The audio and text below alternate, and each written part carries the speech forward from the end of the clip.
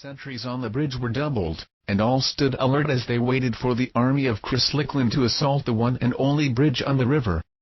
On the east side of the bridge, silhouetted against the fires of the army's camp, were more figures of men-at-arms than could be counted. The sound of horses whinnying and nickering drifted across the water.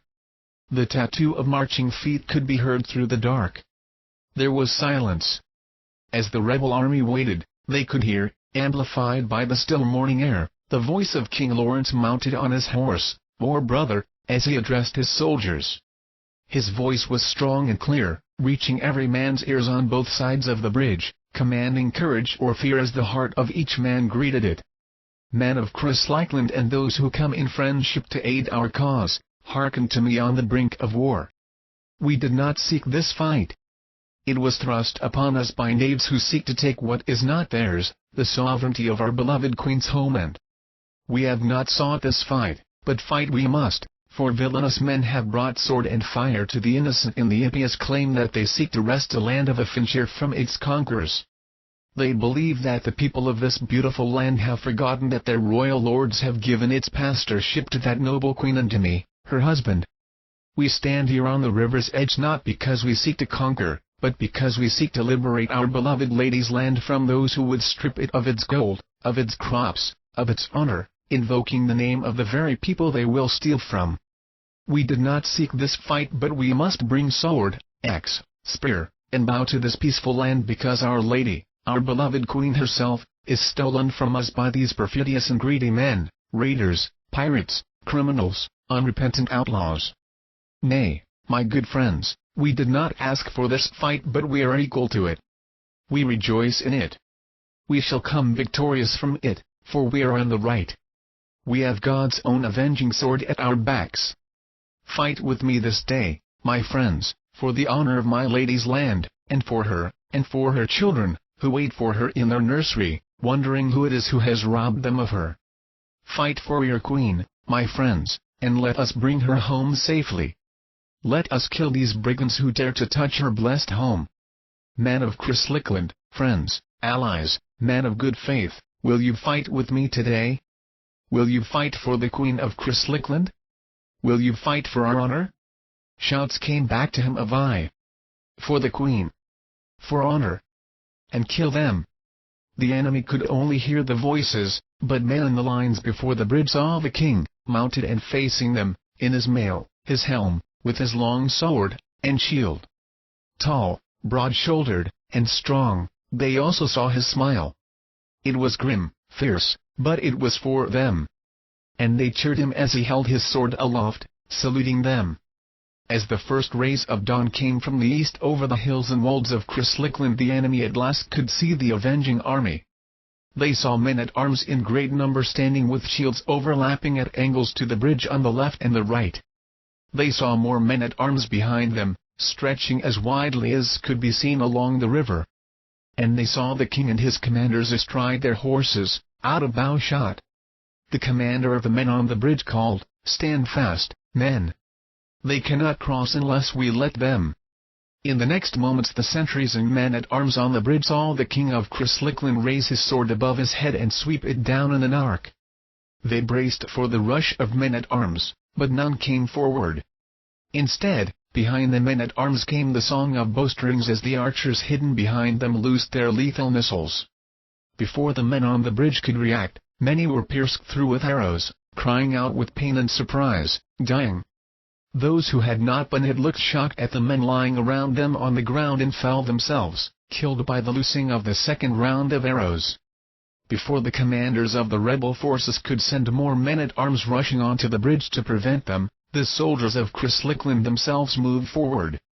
They deftly advanced from their angled lines where their own bodies and shields had hidden the bowmen into lines of 8 men across. They traversed the bridge, filling the roadway from side to side. While the enemy was yet waiting in their own shield wall, the lines of men were formed on the other side to match them. The first lines on either side were made up of the fiercest professional soldiers, experienced warriors who knew how to maintain a shield wall and to nevertheless cut down the enemy soldiers on the other army's lines. With each round thick iron boss shield overlapping its neighbors, right side over left, Each soldier fought for himself and for the men beside him, and was backed by another who stood ready to take his place if he should fall, thus preserving the impervious barrier of the shield wall. "Advance, advance, make room between your lines and the river bank," shouted the Lord of Lincoln over the crash of sword on shield as men on both sides struck their own weapons on the shields to intimidate the other line. The rebel shield wall strove forward to prevent the advancing enemy from establishing that buffer between the water and their lines. The rebels crashed their shields into the Chris-Lickland shield wall with a fierce intensity. People in the camps on both sides heard the percussion of the blow of dozens of heavy ashwood shields on each other. The rebel shields pushed the Chris-Lickland shield wall back, but apace, as the superior numbers of the invading army provided weight to the force of advancing men. In the lines, a soldier reached suddenly under his own shield to thrust his siksa up into the groin of an enemy. That man, screaming with pain, fell and was instantly replaced by the man behind him. That man was protected overhead by the man in the third line. The fallen man remained on the ground, causing an obstacle for any soldier stepping forward. When a soldier made a hit, whether over his own shield or under, he had time to strike out at the man who fought with the man on his own left or right. That man defended him when he was sore pressed. On both sides, men hacked down on helms with axes, and were fended off with the iron ring that protected the rim of a shield from the blade. Or the axe might bite into a helm, cutting through into the skull and brains of the enemy's soldiers so struck. Lawrence watched the battle with a dread from the peak of the arched bridge, scanning right and left to watch the flanks and center and send more men-at-arms where there were potential gaps. He pointed first to one spot and then to another. He screamed commands to move forward, to keep the river well to the line's backs, and conferred quickly with his commanders as they rode back and forth from where they shouted at the lines of men under their direction. The king was confident of this battle, for while the enemy professional soldiers fought heartily and well, his numbers, including the fired, were considerably larger. For every professional soldier in his lines that fell, 4 more men moved forward to take his place. He could see that this advantage would win the day as he saw the shield wall lines decrease in number on the enemy's side, while his own soldiers continued to stream across the bridge on either side of his horse. The superior numbers of the king's army made it possible to push forward harder and harder. Though the occasional man would fall, either tripping over a body or receiving a successful blow from an enemy, they shoved forward. Farther and farther from the river bank they moved, and Lawrence in a dread, and their own housecarls, moved off the bridge and onto the soil of Affenshire.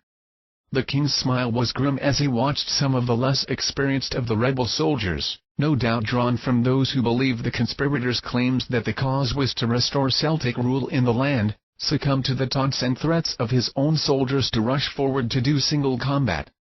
When they did, they opened the wall and made the remaining men in the line vulnerable from the side and even the back. They could not mend the holes fast enough to stop the onrush of Chris-Lickland's men. As more and more of the enemy fell, some of the untried men began to break away and run. To run in battle was to ensure death as they were chased down and hacked mercilessly to pieces. As the enemy formed its last defense, there came a shout from beyond its right flank. The commanders of the rebel force turned in their saddles to see more forces coming from that direction. In the moments it took those newcomers to advance, the commanders saw, to their horror, that they were not reinforcements coming to stem the flow of Chris-Lickland soldiers into Affenshire, but the soldiers commanded by Grantham's Lord, Harold, which crossed the Trent on a makeshift bridge many miles to the south, and crossed the land mostly unopposed by the heavily Saxon-occupied steadings and hamlets of the southeast. When they saw the soldiers coming to finish off their right flank from behind, the commanders either fled or surrendered. Lawrence sat astride War Brother, frowning at the casualties, yet flushed with the almost easy success of the offensive. Since the day before when his anger was stimulated into focused hate, he longed for the noise and stench of battle. It was all around him, and he was glad. The day was his, the enemy was routed,